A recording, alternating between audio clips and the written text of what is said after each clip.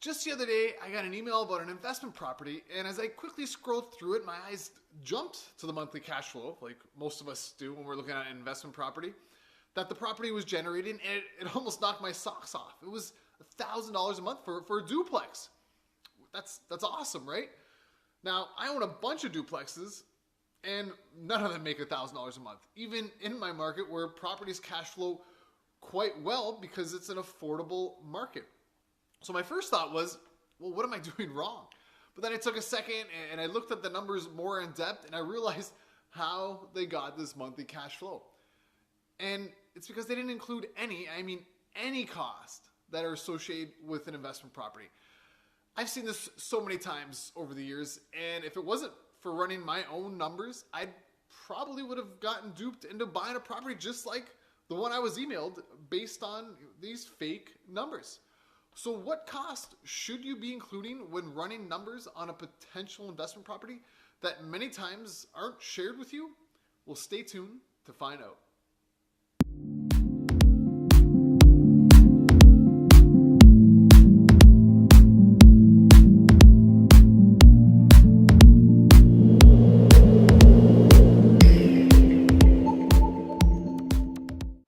Hey, it's Tyler, 2015 Crew Magazine Investor of the Year and your real estate investing educator.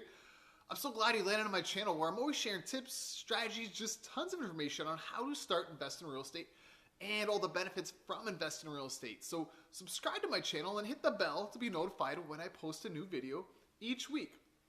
All right, the golden rule when investing in real estate, one of them, always use your own numbers. I can't stress this enough. Your realtor, your friend, a wholesaler, another investor, they will give you numbers for a potential investment property, and they might look good, and you might trust them that the numbers are correct, but trust me, don't be fooled by these fake numbers because they most likely aren't correct. For example, that email I got about the property that cash flowed almost $1,000 per month, well, the numbers weren't correct. They were fake, I like to call them, and it's because they didn't include the following cost, and they should have. The first cost that they didn't include was property management.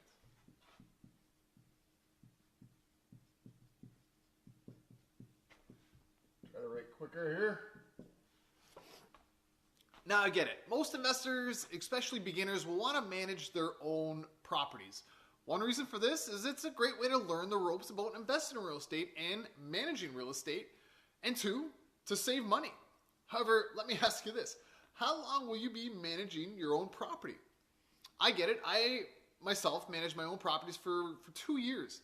However, when I got to over about 10 units, it just became too much and too time consuming. So I handed it over to a property manager. If you're currently managing your own properties, leave a comment below as to why you haven't hired a property manager yet. I'm curious to know what's holding you back? Because doing that, getting a property manager, was the best decision I've ever made. Anyways, by including this cost, property management, on every property I purchased, even when I was going to manage my own properties, well, when the time came to hire a property manager, well, the cash flow, the return I had projected, was still being achieved. And that basically, up to that point, I was putting more money in my pocket and getting a better return by including this in my numbers right from the beginning. The second cost that they didn't include was vacancy.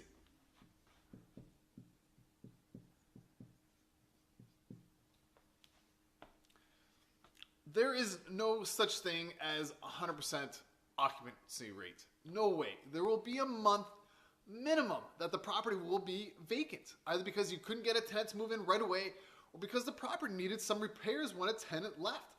Either way, and if you read my series of articles about the hidden cost of investing in real estate, which you can do that by clicking on the link below, this, even just 1 month of lost rent due to a vacant unit needs to be extrapolated, stretched out, and included in your analysis before buying an investment property. For example, even if you only had your unit vacant for 1 month on average every 5 years, well, that 1 month is a cost that you are incurring. You're going to incur. If you were to stretch out that 1 month over those 5 years, and let's say the rent you lost was $2,000 from the unit being vacant, well, that's a cost of $33 per month. And this $33 needs to be included in your analysis, as this will affect your monthly cash flow. The third cost that they didn't include, repairs and maintenance. So I'm just going to say R and M. This is another hidden cost that is usually omitted in their numbers, but needs to be included. It's very similar to the vacancy cost in that it needs to be extrapolated out. Sure, the duplex that was emailed to me was brand new and probably have little to no repairs and maintenance for a while.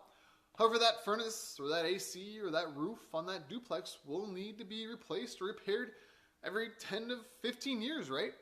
As a result, that replacement cost needs to be included in your numbers. And you do that by stretching this cost out. For example, if even just every 15 years you need to update the roof or an AC or a furnace or maybe all of them at once, and it's going to cost you just even 10 grand, well, that $10,000 needs to be stretched out on a per month basis in your numbers. And, for those of you trying to do the math, that would work out to $55 per month as a cost that needs to be included in your analysis. So the whole reason you need to include these costs in your numbers is because if you don't, you're going to end up overpaying for that property, and worse, that amazing cash flow that was projected that you were told you'd get, those fake numbers that you were relying on to possibly supplement some of your income, will ends up disappearing because of these costs that you will incur at the property that you should have included in your analysis before investing in it. So don't be fooled by these fake numbers. Use your own numbers. And if you want to be able to run your own numbers instantly to know which numbers to include, so this way you know whether a property is a good investment or not, and even access the benchmarks I use to determine if a property is a good investment or not, check out my Analyze All Properties program by clicking on the link below. So I hope this helped, and if you like this video, I'd really appreciate if you clicked on the thumbs up button below and also subscribe to my YouTube channel so you can continue your real estate investment education. Lastly, be sure to check out some of my most recent videos right here. There's going to be one to my left, your right, to learn more about how to invest in real estate. That's it. Thank you for your time, and we're going to see you at the next one.